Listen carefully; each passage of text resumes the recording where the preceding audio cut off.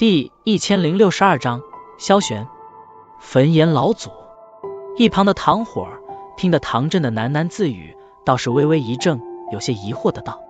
对于唐火儿的疑惑，唐振倒是一笑，看了一眼正沉浸在水晶球传承世界之中的萧炎，然后双手负于身后，望向阁顶，眼中流露出许些尊崇之色。焚炎老祖也是我焚炎谷的创始人，不过岁月间隔的太久，乃至于很多人都是有些遗忘这个曾经震慑整个大陆的巅峰强者。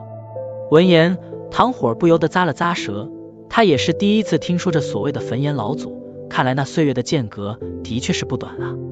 焚炎老祖很强吗？唐火儿有些好奇的道。对于这位传说中的人物，他似乎非常的感兴趣。